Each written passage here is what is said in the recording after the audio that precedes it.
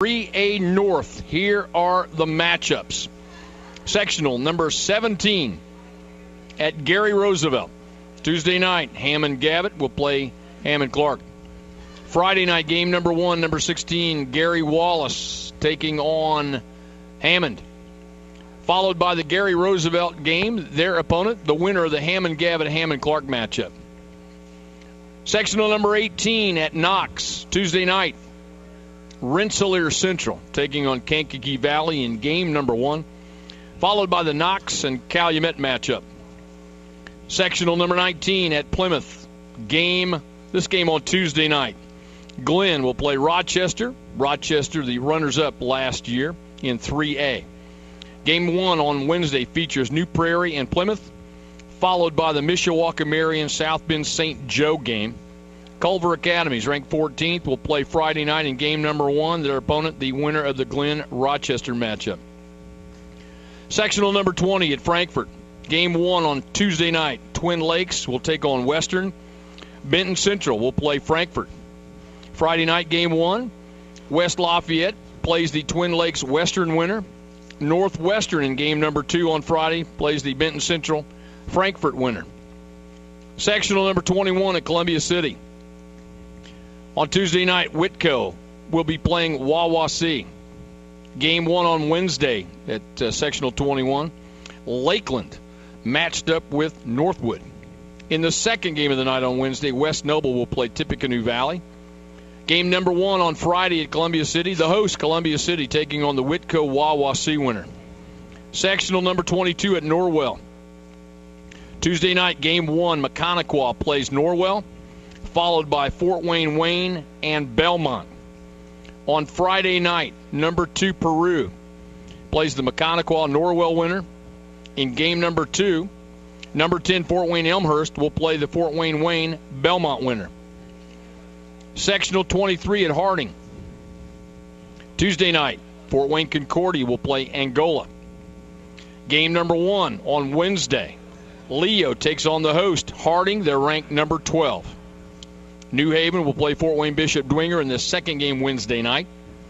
And then on Friday night in sectional number 23, Heritage. Game 1, their opponent, the Fort Wayne-Concordia Angola winner.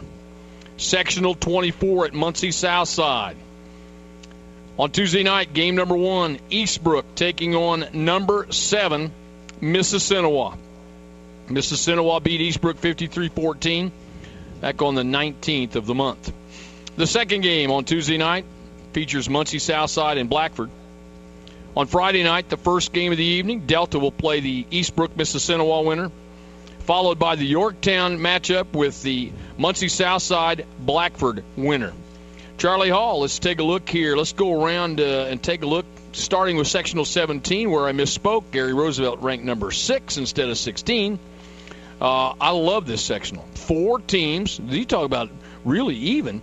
Roosevelt with 13 wins comes in and leads the thing, and there are 3 other teams with either 10 or 11 wins in sectional 17. And that's right. Any edge you could say you could give to a team would be so slight. It's really not even a factor. It's kind of why we play these crazy guys. I think I may have mentioned that earlier tonight. We moved to sectional 18, balanced the key there. No clear-cut favorite, if you will. Griffith with 12 wins. Knox, Andrean, Rensselaer Central, all with winning records. The Bombers playing reasonably well right now. Hard to handicap, if you will, this sectional. Griffith does have 4 wins, but, again, they're not anything that would jump out at you and say that they're just the dominant team, just maybe another slight edge.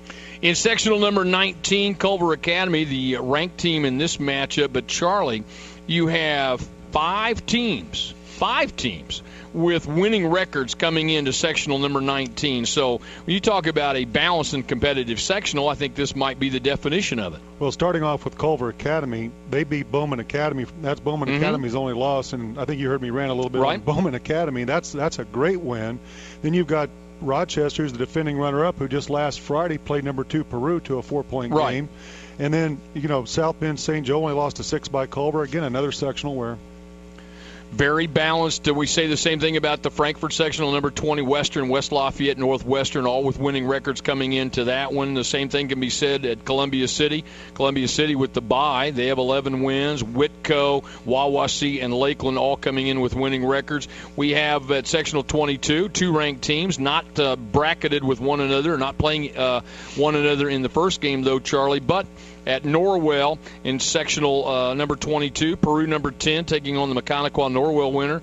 And then Elmhurst, ranked number 10, will take on the Fort Wayne Belmont winner. So those 2 ranked teams bracketed opposite one another, and if the seeds hold, you look at them in the championship game. Well, that ought to be a fun matchup. Peru's the number 3 defensive team in the state in terms of holding people down, and that's a team that plays hard and unselfish. They're not real big, but if you want to see a team play team basketball, and then, of course, Elmhurst and Norwell are really strong, and Peru does not play any of those Fort Wayne teams. Right.